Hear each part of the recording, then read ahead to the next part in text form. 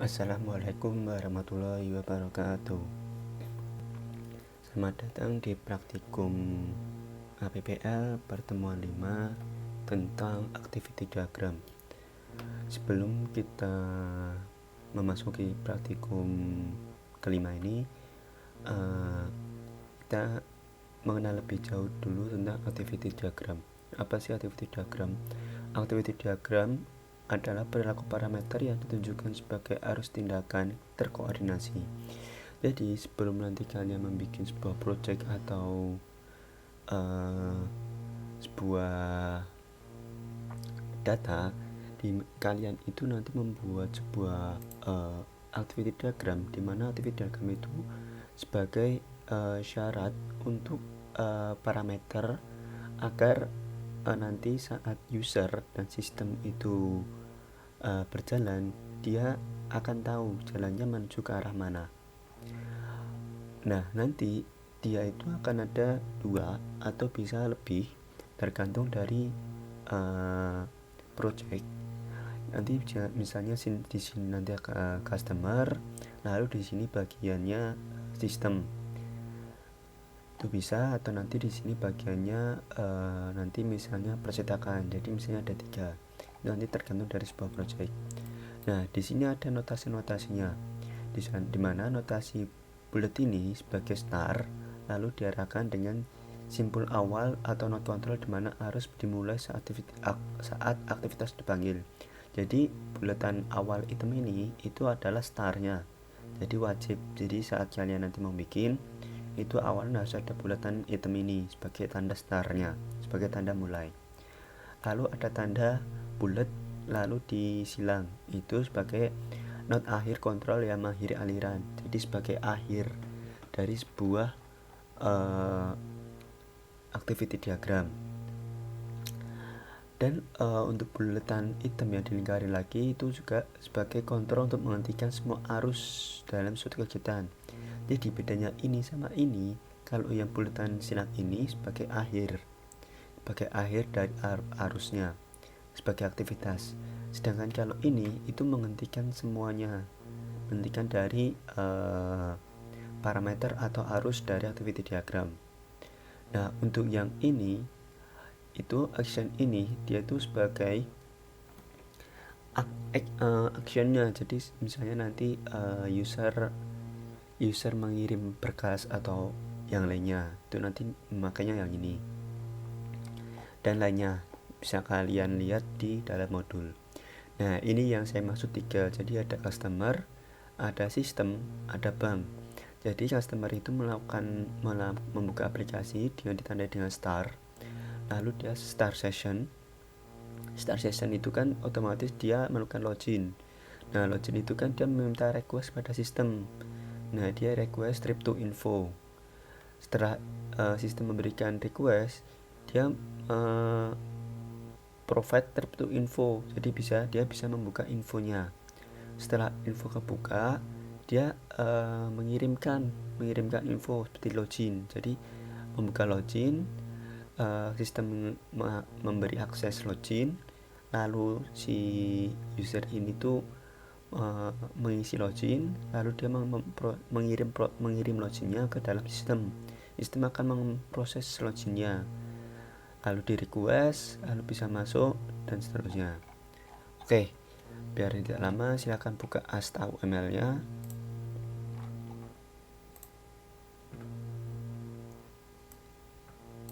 Nah, kalau sudah, kalian pilih file, lalu new, lalu pilih diagram, pilih activity diagram, pilih new. Nah, nanti keluarnya seperti ini. Nah, kalian silahkan bikin 3. Jadi misalnya kalian klik ini, bagian ini, klik, terus kalian klik lagi juga dalam kotaannya, di dalam kotaan ya, lalu bikin 2 lagi.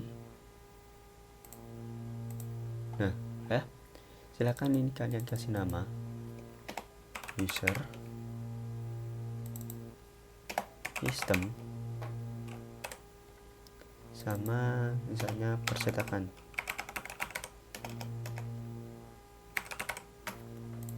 Oke, kalau sudah, kalian bikin dulu starnya. Kalian bikin star. Nah, di sini kalau sudah, kalian klik yang bagian ini, sampingnya buletan ini. Nah, ini juga bisa. Silahkan kalian isi. Itu kan pertama berarti memilih menu registrasi. Nah, kalau sudah,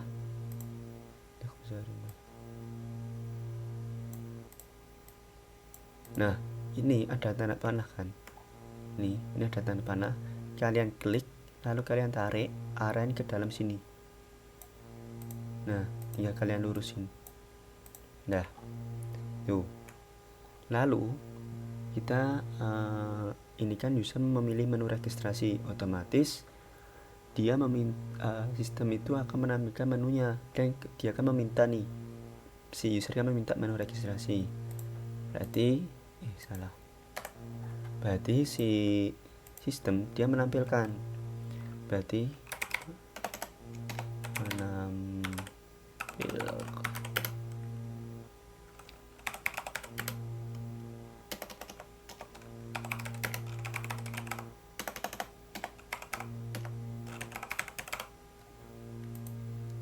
nah ini otomatis user kan meminta request tuh ke dalam sistem untuk menu registrasi, makanya sistem menampilkan, lalu kita arahin. Nah, setelah itu user itu mengisi form registrasi setelah si sistem memberikan akses. Berarti mengisi form registrasi. Nah, berarti yang dari sistem ini kita arahin ke sini.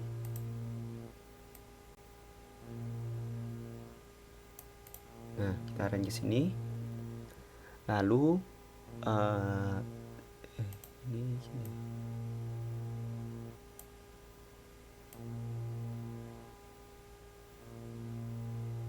nah, setelah dia mengisi, berarti otomatis sistem itu akan memverifikasi data dan masuk dalam database.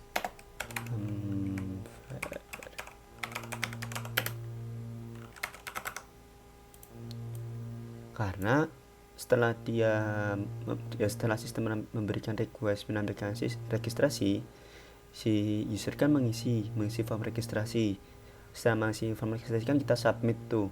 Nah, itu kan dia mengirim data ke dalam sistem untuk masukin ke database, dan sistem akan memverifikasi datanya terlebih dahulu sebelum masuk database. Tarahin. Setelah itu jika datanya itu benar sesuai dengan yang ditentukan oleh sistem, maka dia bisa lanjut, itu kan sistemnya. Tapi kalau misalnya enggak, dia akan suruh sistem itu user itu suruh mengisi ulang. Nah, berarti makanya yang ini ibaratnya if else. Nah, if else itu pakai yang ini arahan kita ke sini, lalu ini kan buat if else nya nih segi 4. Jika nanti sistem itu mendeteksi bahwa data yang dia kirim itu tidak sesuai dengan yang ditentukan sistem, maka dia akan dikembalikan ke tampilan form registrasi. Makanya kita balikan ke sini. Kita balikin di sini.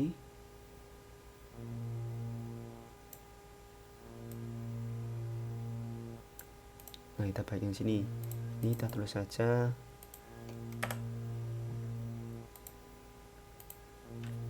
data, jika data tidak maka.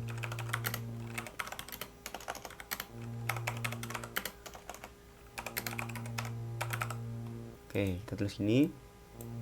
Nah, jika dia datanya lengkap, maka dia sistem ini akan menampilkan halaman selanjutnya. Nah, biasanya kan sebelum ada halaman selanjutnya biasanya ada alertan. Kita kasih menampilkan pesan berhadiah 10 GB. Nah, berhasil. Oke, begini kalian ke sini.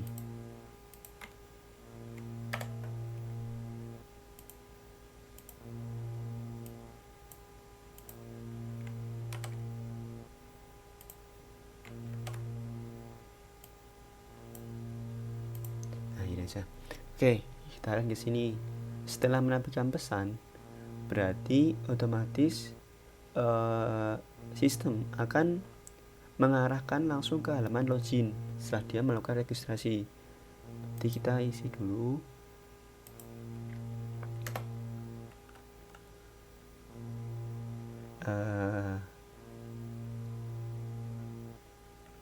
Melakukan login.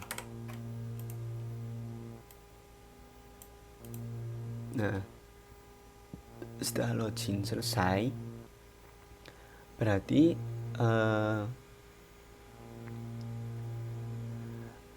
melakukan login kan ini berhasil kan, langsung melakukan login. Tapi kan ini belum mengisi password. Nah, dia hanya mengarahkan ke halaman login, gitu kan. Setelah itu turun. Nah, setelah itu berarti sistem memberikan halaman tampilan untuk loginnya, menampilkan halaman login.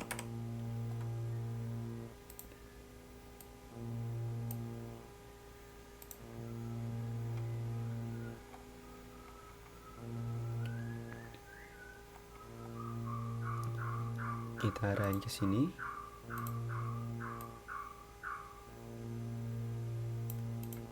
Nah, setelah membuat halaman login,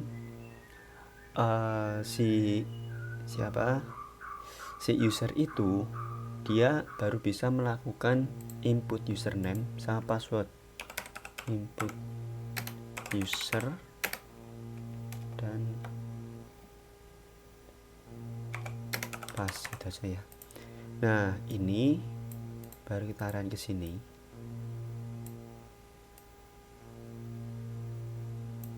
Oke. Kalau sudah, lalu si user ini baru bisa melakukan submit, mengirim datanya.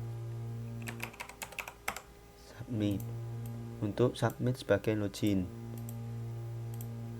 Setelah submit, maka dia si sistem itu akan memverifikasi lagi data yang buat dia registrasi itu sudah sama belum sama yang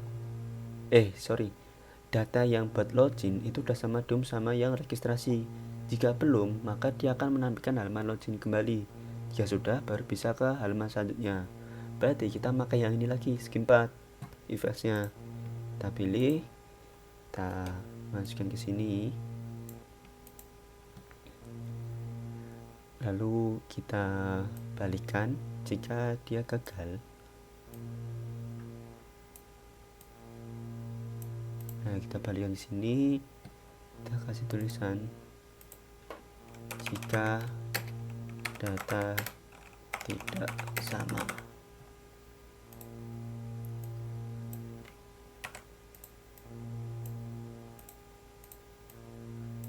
Nah, ya, kalau udah, lalu jika dia benar, berarti dia bisa masuk ke halaman selanjutnya. Berarti si sistem itu akan memberikan tampilan itu halaman selanjutnya. Halaman selanjutnya itu biasanya kan halaman utama. Berarti sistem memberikan akses menampilkan halaman utama aplikasi.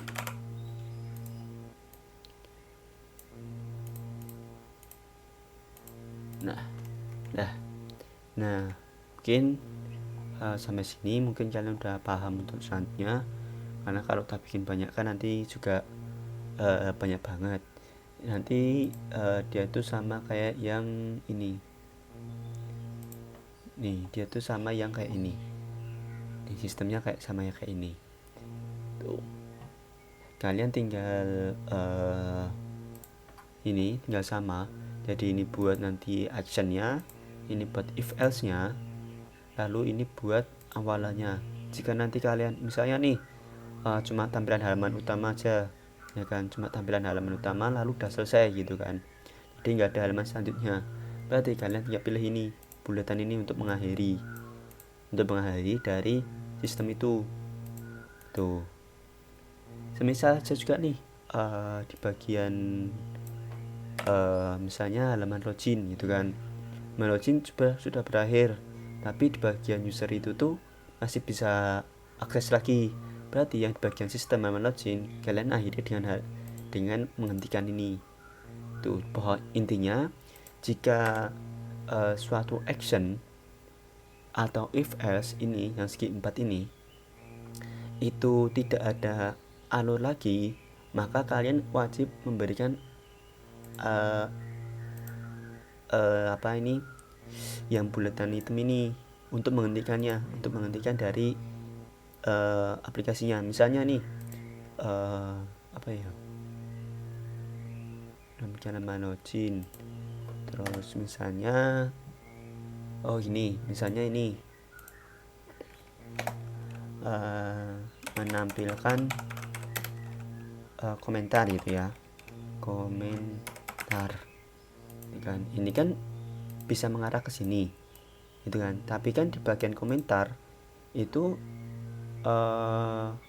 si user cuma bisa read aja, nggak bisa komen gitu kan. Lalu di bagian halaman aplikasi ini itu misalnya ada lagi, misalnya mengisi form pemesanan. Nah, ini jika halaman aplikasi ini diarahin ke sini aksinya, nah otomatis kan ini berhenti nih, nggak ada aksi lagi yang menampilkan komentar, berarti kalian akhiri dengan ini. Nah, sedangkan yang ini misalnya ada lanjutannya, kalian tinggal lanjutin, misalnya submit. Nah, ini kan masih ada lanjutannya nih, ya kan, mengisi form pemesanan lalu lanjut ke submit, berarti lanjut lagi ke mengirim data request data, lalu si sistem memverifikasi, berarti masih ada lanjutannya. Sedangkan yang menampilkan komentar ini kan sudah nggak ada lanjutannya, berarti kalian hentikan. Tuh, mungkin itu saja yang bisa saya sampaikan pada pertemuan 5 ini, activity diagram. Kurang lebihnya saya mohon maaf. Wabillahi taufiq hidayah. Wassalamualaikum warahmatullahi wabarakatuh.